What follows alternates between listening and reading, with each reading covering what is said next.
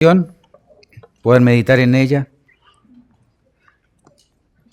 nuestro destino eterno. Que el Señor nos ayude a poner nuestros ojos, como dice el autor de Hebreo, en Cristo, para poder disfrutar este estado temporal, porque ahora es un estado temporal, luego nos espera un estado eterno. Gloria a Dios por eso. Quiero que me acompañen al libro de Hebreos. Vamos a estar dándole lectura. Vamos a comenzar de versículo 1, versículo 2. Vamos a ver del 1 al 6 y vamos a ver el siervo de la casa de Dios, el hijo y el siervo. Mire versículo 1 de Hebreos capítulo 3.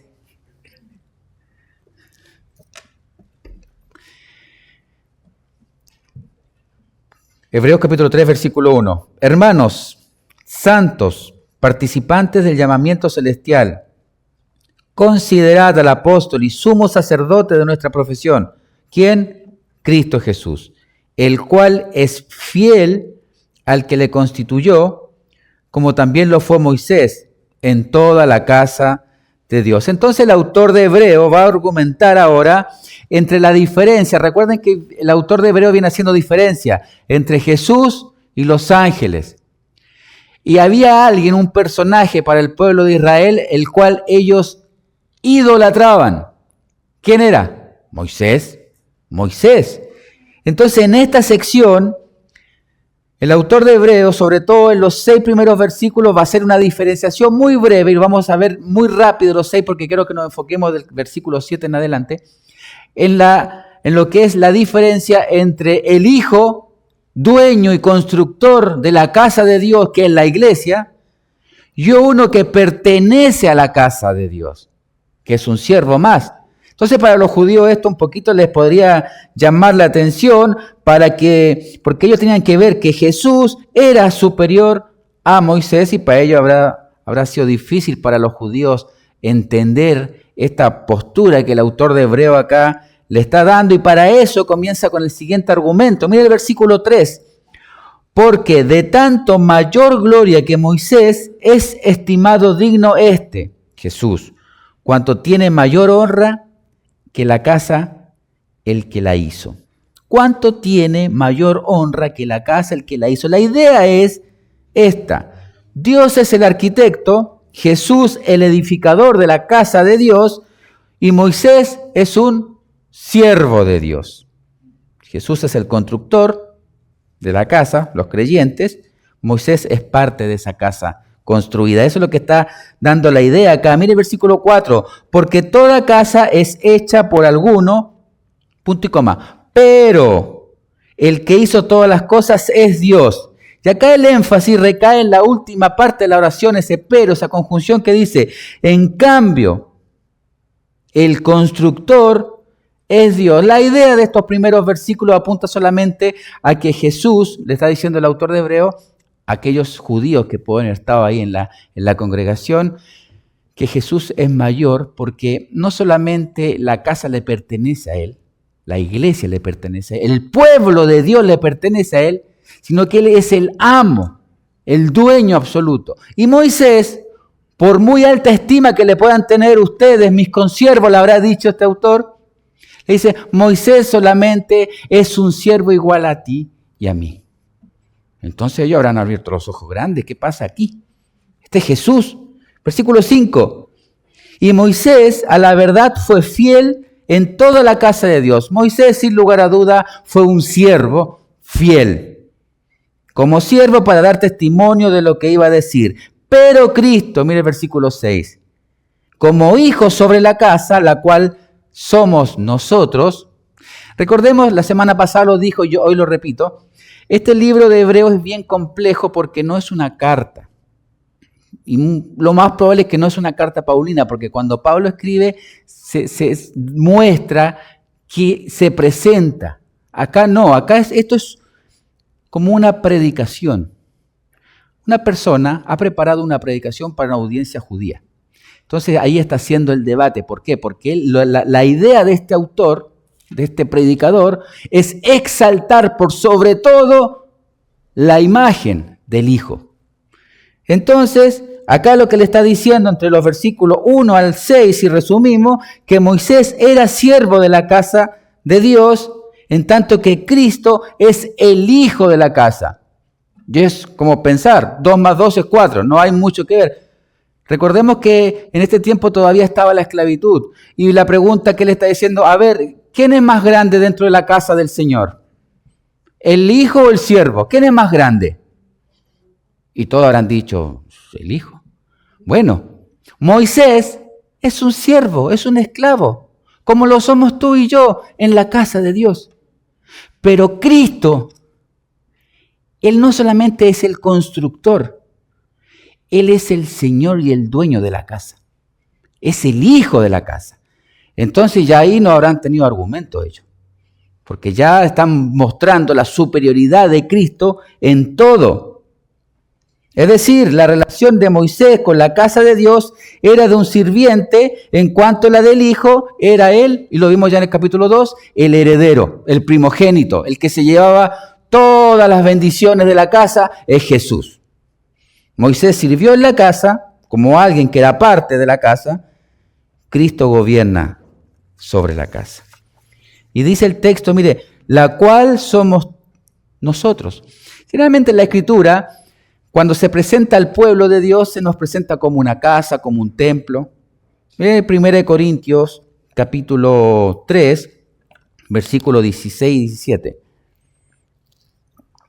¿No sabéis que sois templo de Dios y que el Espíritu de Dios mora en vosotros? Si alguno destruye el templo de Dios, está hablando del cuerpo, Dios le destruirá a él, porque el templo de Dios, el cual sois vosotros, santo es. 2 Corintios 6, versículo 16. ¿Y qué acuerdo hay entre el templo de Dios y los ídolos? Porque vosotros sois el templo de Dios. Está hablando a la iglesia, a los creyentes. Como dijo Dios, habitaré y andaré entre ellos y seré Dios y ellos serán mi pueblo. Entonces la Escritura muestra que somos nosotros la iglesia. ¿Saben lo que es la iglesia? Es la casa de Dios.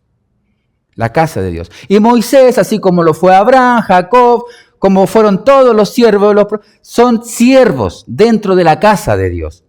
Pero vino uno que es superior a todos nosotros.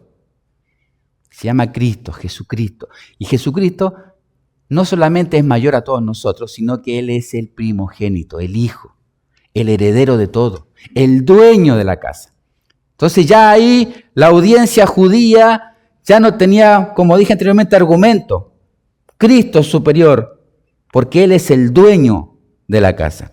Entonces lo que me interesa que veamos en esta tarde es del versículo 7 al 19 y veremos cómo ese pueblo de Dios, que ya lo entendimos de una forma muy simple, los primeros 6 versículos, cómo ese pueblo de Dios ahora tiene que entrar, y esto, hermanos, vamos a entrar un poquito en teología un poquito más espesa, pero nos va a llevar por lo menos 2 o 3 capítulos más donde el autor nos quiere mostrar el reposo de Dios. ¿Y qué tiene que ver con el pueblo de Dios y el reposo de Dios? Entonces, versículo 7 empieza, el autor dice, por lo cual, como dice el Espíritu Santo, si oyereis hoy mi voz. Y oyereis hoy mi voz lo vemos y él lo saca de un salmo. ¿Qué salmo? Salmo 95. Vamos a leer del versículo 6 al 11, porque esto es parte de ese salmo.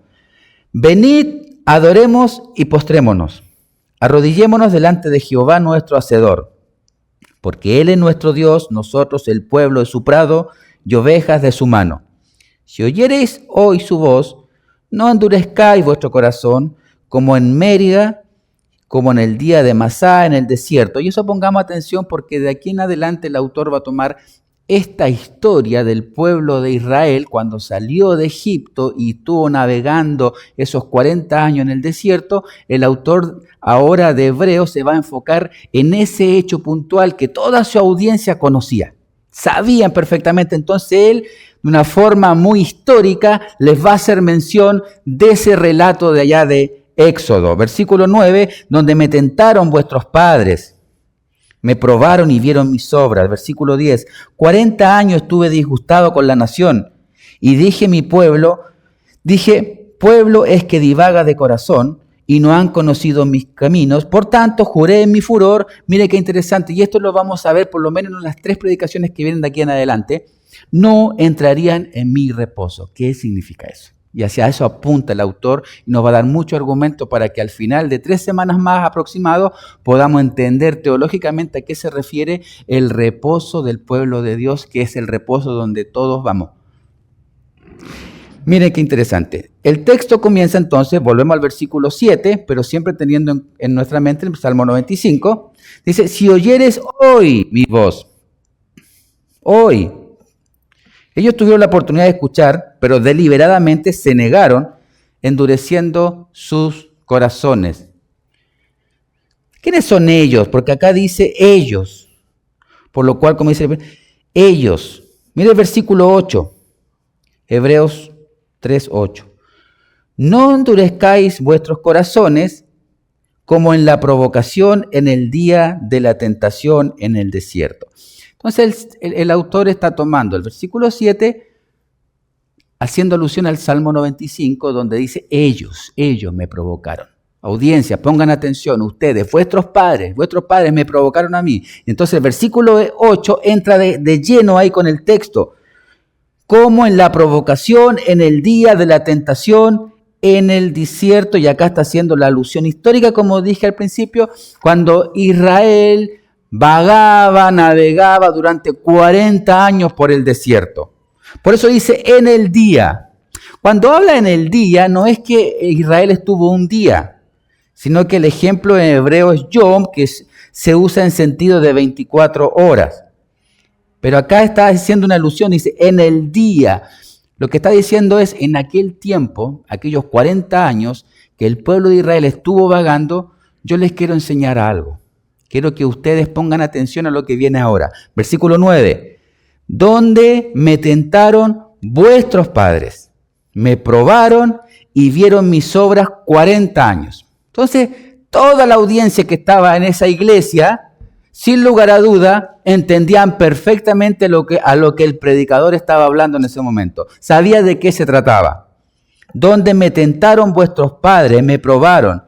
Y esto habla del periodo de Israel que estuvo 40 años de peregrinar por el desierto. Vuestros padres, ya más preciso no puede ser. Mire qué interesante la última parte. Por 40 años. No es que ellos vieron mis obras por un día. Mire, pongamos atención, hermano. Tenemos que ponernos nosotros en la mente de la audiencia. El autor le está diciendo, vuestros padres, el pueblo de Israel, vieron mis milagros, mis señales, mis prodigios. ¿Sabes por cuánto tiempo? 40 años. 40 años, no un día. Y eso, hermano, tengo una aplicación. ¿Te das cuenta que pedir milagros a Dios no te va a santificar más? Pedir milagro a Dios o ir a un lugar donde se hacen milagros, eso no te va a salvar.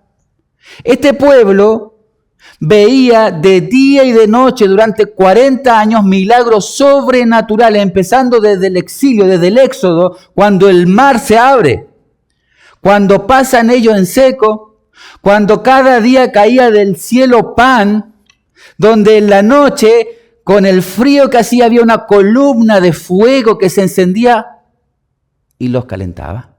Y en el día, en ese sol abrasador, había una nube que cubría el sol para que el pueblo no sintiera calor.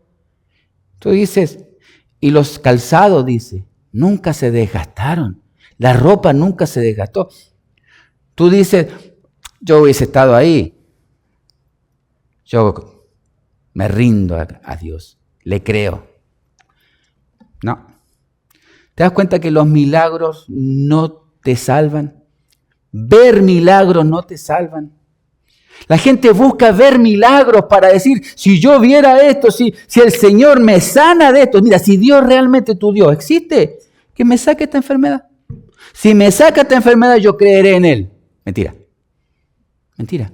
Si Dios me saca, si tu Dios me saca de este problema que tengo, yo voy a creer en Él. No, ¿se acuerdan el rico y Lázaro? ¿Qué decía el rico en el infierno? Que vayan donde mis parientes para que no vengan acá. No, dice, ya tienen ellos la palabra, pero no van a creer. Aunque se le aparezca al mismo Moisés, no van a creer. ¿Te das cuenta? Nuestro corazón, hermano, nuestro corazón es tan duro que si Dios no interviene, jamás de los jamases, yo voy a creer en Dios. Aunque tenga los milagros al lado mío, aunque muerto se levante frente a mí eso no me va a cambiar, porque nuestro corazón es duro. Y el pueblo de Dios estaba pasando por eso. Entonces el autor le dice, versículo 10, a causa de lo cual me disgusté contra esa generación. Y obvio, son 40 años. Mucha paciencia tuvo el Señor.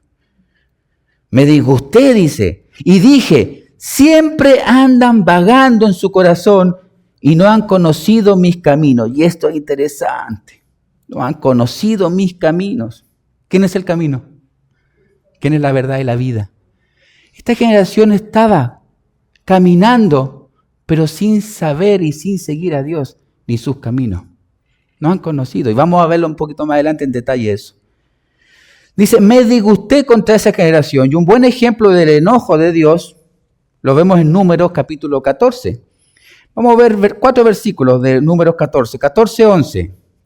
Números 14:11. Y Jehová dijo a Moisés, ¿hasta cuándo me han de irritar este pueblo? ¿Hasta cuándo no me creerán con todas las señales que he hecho en medio de ellos? Versículo 23 de Números 14. No verán la tierra de la cual juré a sus padres. No, ninguno de los que me ha irritado la verá. Versículo 27, Números 14. ¿Hasta cuándo iré a esta depravada multitud que murmura contra mí? Las querellas de los hijos de Israel que de mí se quejan. Versículo 29 y 30. En este desierto caerán vuestros cuerpos, todo el número de los que fueron contados entre vosotros de 20 años arriba, los cuales han murmurado contra mí. Vosotros a la verdad no entraréis en la tierra por la cual alcé mi mano y juré que os haría habitar en ella, exceptuando Caleb y Josué. Y el último, 14:35, Números. Yo Jehová he hablado. Así haré a toda esta multitud perversa que se ha juntado contra mí en el desierto, serán consumidos y ahí morirán. Por eso el texto, volvemos al versículo 10, dice, no han conocido mis caminos. En otras palabras, está hablando de Éxodo 33, porque siempre el autor saca texto, saca la escritura para apoyar su tesis. Cuando Moisés le pregunta a Dios acerca del camino. Esto lo vamos a ver adelante, tal vez hoy no lo vamos a entender muy bien, pero más adelante Moisés sabía del Mesías. Moisés sabía que el pueblo de Dios iba a entrar a un reposo eterno. Por eso, miren lo que dice Salmos 33:12. Y dijo Moisés a Jehová, mira, tú me dices a mí, saca a este pueblo y tú, mire qué interesante, y eso lo vamos a estudiar un poquito más adelante. Y tú no me has declarado a quién enviarás conmigo. Él sabía que iba a ir alguien con él. No me has declarado. Moisés le pregunta a Dios acerca del camino, ya que está confundido, ya que conoce su tarea de llevar al pueblo de Israel a la tierra prometida y conoce acerca del Mesías. Por eso le dice, no me has mostrado, según el versículo, a quién vas a enviar. Por eso pregunta. Entonces el pueblo de Israel, si obedecía, ¿dónde iba a entrar al pueblo de Israel si el pueblo de Israel obedecía en el desierto? ¿Dónde iba a entrar? Al reposo. Al reposo. Al reposo, pero eso lo vamos a ir viendo. El propósito de Dios es llevar a su pueblo a un descanso eterno. Pero ese descanso eterno, ¿sabes qué? Aún no se ha conseguido. Nota ese punto teológico. El propósito de Dios de crear un pueblo propio que le adore, que le sirva, que le exalte, es llevar a ese pueblo a un reposo eterno. Esto es todo teología. como el pueblo de Israel se rebeló contra él, no quiso pactar con Dios, murmuró constantemente, ellos no pudieron entrar a este reposo. Entonces ahora Dios va a tomar, ¿qué cosa? La iglesia, su pueblo, para que su pueblo entre. Ahora, el pueblo de Dios es la iglesia, pero no todos los que están en la iglesia son el pueblo de Dios. Entonces, ese pueblo de Dios va a entrar a un reposo eterno. Pero dentro del pueblo de Dios hay personas que piensan que son, pero no llegarán al reposo eterno, como lo que está pasando en el pueblo de Israel acá. ¿Cuántos entraron al reposo eterno de más de 2 millones? Miren qué interesante. Miren qué interesante, hermano. Esto nos debe a nosotros abrir nuestro entendimiento. Mire el versículo 11. Por tanto, juré en mi ira, no entrarán en mi reposo. Reposo. ¿Te das cuenta? Aquí ya nos está mostrando algo. Dios está llevando a su pueblo a un reposo. Yo había prometido a Abraham y a su descendencia que ellos entraran, pero por el duro corazón no entrarán. Por tanto, juré en mi ira, dice, que ninguno entrará. Deuteronomio 1, versículo 35. No verá hombre alguno de estos, de esta mala generación, la buena tierra que había de dar a vuestros padres. O sea, no entrarán en mi reposo. Es como si Dios les estuviera diciendo, mira, presta atención. Si no conocen mi camino, ¿qué pasó con ellos? ¿Por qué se perdieron en el desierto? Porque no pudieron encontrar ¿qué cosa? El camino. Hermano, velo de una perspectiva no caída, ve de una perspectiva divina esto. El pueblo de Israel tenía que encontrar ¿qué cosa? El camino que lo llevara al reposo. Ellos no pudieron encontrar el camino y estuvieron vagando 40 años y ninguno entró al reposo. Entonces, es como si Dios le estuviera diciendo, si no conocen mi camino, no conocen a mi Mesías, entonces nunca podrán entrar a mi reposo. ¡Wow! ¿Te das cuenta que estar en la iglesia es mucho más que venir a la iglesia? Es encontrar un camino. ¿Y quién es el camino? Ya lo dijeron. Y lo repetimos para que no se nos olvide. Juan 14, 6. Jesús dijo, yo soy el camino y la verdad y la vida. Nadie va al Padre sino por mí. Hermanos, si no conocemos a Cristo, no podremos encontrar nuestro camino al reposo. ¿Qué es la eternidad? ¿Al reposo eterno? Primero tienes que encontrar a Cristo. Y Él te llevará por el camino. Dios le quitó la promesa de reposo a los incrédulos israelitas y les dijo que morirían en el desierto. La pregunta, hermano, ¿dónde está nuestra fe? ¿Dónde está arraigada mi fe? ¿En una promesa que Dios le hizo a mis papás? ¿En una promesa que Dios se la hizo a mi familia y yo estoy acá? Bueno, porque ¿dónde está mi fe arraigada? ¿Por qué sigues a Cristo? ¿Por qué seguimos a Cristo? ¿Qué estamos esperando de Él? ¿Qué estamos esperando de Cristo? La promesa es personal entre tú y Dios. Y la pregunta es, ¿qué tantos conoces de esa promesa? ¿Qué tantos conoces de esa promesa que Dios hizo? La tierra que los israelitas iban a poseer es llamada reposo, ya que allí ellos tendrían una morada permanente y segura. Deuteronomio 12, versículo 9. Porque hasta ahora no habéis entrado. Aquí estamos ya en los 40 años, ya han pasado 40 años. ¿Y qué dice el Señor? Pero hasta ahora, no habéis entrado al reposo y a la heredad que os da Jehová vuestro Dios. Volvemos al versículo 12 de Hebreos 3.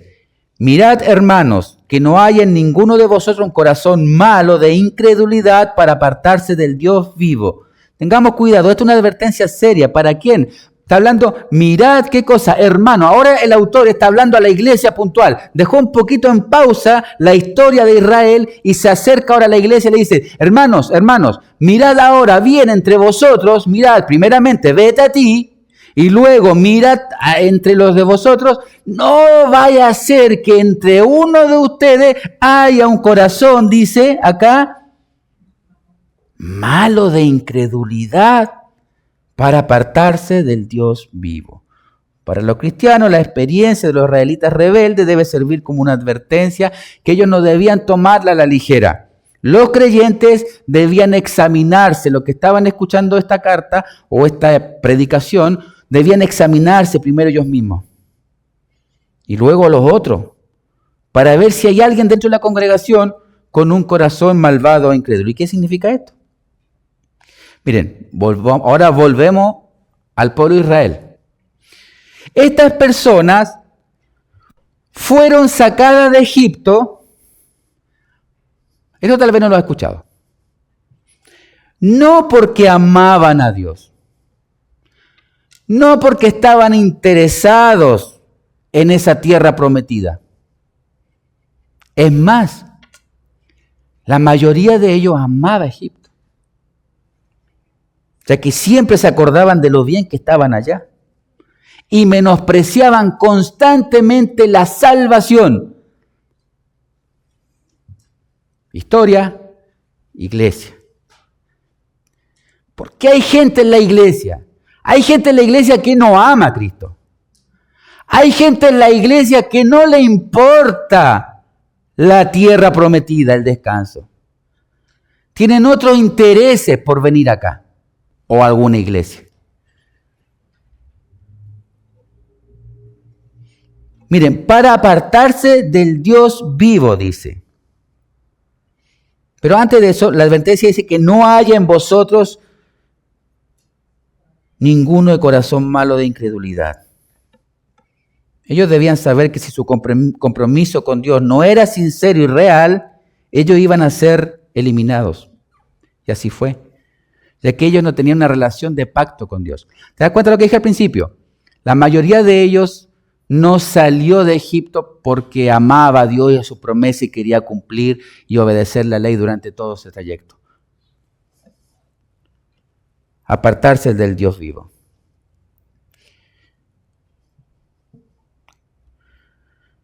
Apartarse la fidelidad de Él va a caer sobre la ira de Dios.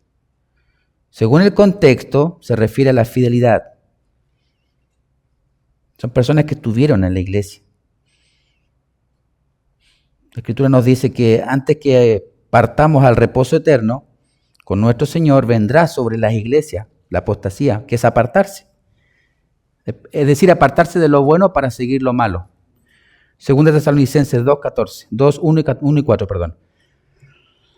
Pero con respecto a la venida de nuestro Señor Jesucristo, nuestra reunión con Él, os rogamos, hermanos, que no os dejéis mover fácilmente de vuestro modo de pensar, ni os conturbéis ni por espíritu, ni por palabra, ni por la carta como si fuera nuestra, en sentido que en el día del Señor está cerca. Nadie os engañe en ninguna manera, porque no vendrá sin que antes venga la apostasía y se manifieste el hombre de pecado. Entonces el versículo no está hablando del rapto, sino que hace énfasis en apartarse de la verdad para seguir lo malo, apartarse del Dios vivo. El versículo 13 nos ayuda más. Antes, de Hebreos 3:13, antes exhortamos los unos a los otros cada día, entre tanto que se dice hoy, para que ninguno de vosotros se endurezca por el engaño del pecado. Entonces el escritor acá de Hebreo vincula el Salmo 95 por medio de una sola palabra, hoy, donde nos muestra que el tiempo para confiar en Dios y entrar en su descanso está abierto tanto en el tiempo que David estaba escribiendo este salmo como hoy para nosotros. Hoy nadie escoge el tiempo de que nos presentemos ante Dios. Nadie. Nuestra única opción de responder al llamado, ¿cuándo es? Hoy. Hoy. Nuestro rechazo continuo, deliberado, causa un endurecimiento espiritual al punto de que tal vez personas piensan, dice, bueno, cuando salga de esto me acercaré. Cuando termine de esto me acercaré a Dios. Pero la palabra dice que hoy es el día de salvación. Hoy. Versículo 14, porque somos hechos participantes de Cristo con tal que retengamos firme hasta el fin nuestra confianza desde el principio. Confianza tiene que ver con manifestarse, mantenerse firme, estar firme, en pie, que nuestro corazón no nos engañe. Versículo 15, entre tanto que se dice, si yo oigo mi voz, está repitiendo lo mismo, no endurezcáis vuestros corazones como en el día de la provocación. Vuelve al texto. ¿Y a quién está hablando? ¿Quién hizo oído sordo? Por tanto, provocó el enojo de Dios, según el texto, los israelitas. Versículo 16, ¿quiénes fueron los que habiendo oído le provocaron? ¿No fueron todos los que salieron de Egipto por mano de Moisés? Y aquí entramos ya a tierra final y derecha. Y si nos vamos a ir con algo, me gustaría que nos vamos con esta idea. La gente... El pueblo de Israel habían visto muchos milagros, habían experimentado la bondad y la misericordia de Dios. Lo habían experimentado en carne propia. Lo mismo que ocurre en la iglesia. La gente que viene a la iglesia experimenta la bondad, la misericordia de Dios. Entonces, ellos día tras día comían maná, podían ver la presencia de Dios, como lo mencionamos antes. Pero no todos los que salieron de Egipto salieron con un deseo de adorar a Dios, sino que fueron expulsados de Egipto. ¡Upa! Hay gente que llega a la iglesia porque hasta son expulsados del mundo, ni el mundo los soporta ya. Y llegan a la iglesia pensando que ahí van a cambiar su vida. Y el mundo lo soporta. Entonces llegan a la iglesia pensando que ahí todos los vamos a abrazar, ahí llegaron a... Pero no es así. No todos los que salieron de Egipto salieron con el deseo de adorar a Dios, sino que ellos fueron expulsados. Ellos querían seguir ahí. ¿Y por qué digo eso? Vamos a Éxodo, capítulo 12, versículos 37 y 39. Partieron los hijos de Israel de Ramasés a Socot, de la capital de Egipto, como 600.000 hombres a pie sin contar los niños. También subió con ellos grande multitud de toda clase de gentes, y ovejas y muchísimos ganados. Y cocieron tortas sin levaduras de la masa que habían sacado de Egipto, pues no había leudado, porque al echarlo fuera los egipcios, no habían tenido tiempo. El pueblo de Israel fue al final, fue echado, no lo aguantaron ya. Mire qué interesante, quiero que veamos esto. Unos salieron porque los echaron, otros que no eran israelitas salieron porque no les gustaban los sufrimientos allí. Acá soy esclavo, si me voy con esto, amén, amén, me va a ir mejor. Me voy con ellos. Total, es una alternativa. Voy con este grupo de hebreos, a lo mejor mi vida cambia. A lo mejor me va mejor. Si aquí estoy pasando medio mal, nadie me está echando, bueno, voy a seguir a este pueblo. Pero en el desierto ellos se rebelaron contra los mandamientos de Dios, no les gustaban, odiaban todo lo que tenía que ver con Dios. Y eran el pueblo de Dios. Estaban insertos dentro de la iglesia. Estaban ahí. Llegaron porque pensaron que en la iglesia iban a encontrar algo mejor para su vida. Pero todo lo que Dios le ofrecía a través de su palabra le irritaba, no le gustaba. Lo aborrecían y no lo obedecían. Versículo 17. ¿Y con quién estuvo él disgustado 40 años? ¿No fue con los que pecaron, cuyos cuerpos cayeron en el desierto? Un autor decía, ¿quieres seguir la ruta del Éxodo? Sigue los huesos. Más de 2 millones de personas cayendo muertas. El pueblo de Dios. Era el pueblo de Dios, pero no conocían el camino a Dios. ¿Te das cuenta? Nosotros podemos decir, soy cristiano, pero me puedo quedar porque no conozco el camino a Dios, porque no conozco al Mesías, no conozco al Hijo. Los israelitas no habían cambiado nada, seguían siendo rebeldes y obstinados durante 40 años. La pregunta es, ¿habría mejorado la condición de este pueblo si estaban 80 años? A lo mejor con 80 se ablanda su corazón, ¿cierto? No. Iba a ser lo mismo. La respuesta es no, aunque tuvieran 80 años. Sencillamente porque no querían obedecer la ley. Qué dureza de corazón estando cada día con Dios, viendo los milagros, pero no querían arrepentirse. Qué dureza de corazón. Eso puede pasar en la iglesia, hermano. Personas que están toda su vida escuchando la palabra de Dios, pero siguen iguales con un corazón duro, sin querer arrepentirse. Por eso el autor de Hebreo, de una forma magistral, le dice a la audiencia, a la iglesia local ahí, porque es una iglesia local, le dice, mira, esto pasó con vuestros padres. Ellos no llegaron al reposo, porque ellos eran el pueblo de Dios, al igual que ustedes dicen que son la iglesia de Dios, el pueblo de Dios. Pero ¿por qué no llegaron? Porque no quisieron arrepentirse. Y eso de no querer arrepentirse lo vemos claramente desde el principio hasta el final de su transitar. Y tenemos dos textos, Éxodo 17:2. Y altercó el pueblo con Moisés y dijeron, danos aguas para que bebamos. Y Moisés les dijo, ¿por qué altercáis conmigo? ¿Por qué tentáis a Jehová? Así que el pueblo tuvo allí sed y murmuró contra Moisés, ¿por qué no hiciste subir de Egipto para matarnos de sed a nosotros y a nuestros hijos y a nuestros ganados? ¡Qué malo eres, Dios! Comenzando nomás su peregrinaje. Pasaron 40 años y tú dices, bueno, habrán cambiado viendo tanto milagro y la bondad de Dios y la misericordia de Dios. No, miren Números 25. Y esto ya cuando están terminando sus 40 años. Israel oraba Israel en Sittim y el pueblo empezó a fornicar con las hijas de Moab, las cuales invitaban al pueblo a los sacrificios de sus dioses. Y el pueblo comió y se inclinó a sus dioses. Así acudió el pueblo a Baal-peor y el furor de Jehová se encendió contra Israel. 40 años haciendo lo mismo. 40 años haciendo lo mismo. Hermano, no, ¿te das cuenta esto? No es el tiempo que llevas en la iglesia. No puedes llevar en la iglesia 10, 15, 20 años y estás haciendo lo mismo. Tiene que haber un cambio. No podemos vagar ni navegar durante 20, 30 años de vida cristiana y seguimos haciendo lo mismo. Tiene que haber un cambio. Cristo tiene que haber hecho en ti un cambio radical donde las cosas viejas pasaron, hoy son todas hechas nuevas. Hoy eres nueva criatura.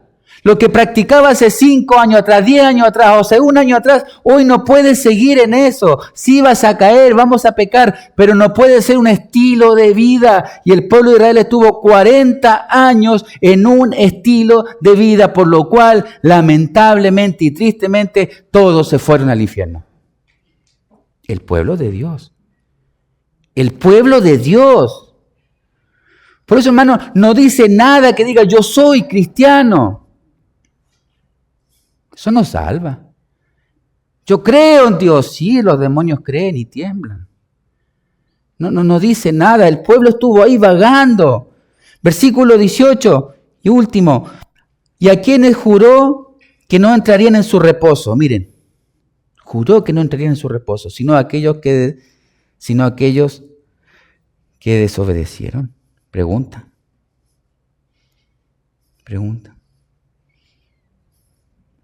Las personas no se salvan por guardar la ley, obedecerla. El joven rico, un ejemplo claro. La salvación se obtiene únicamente por fe.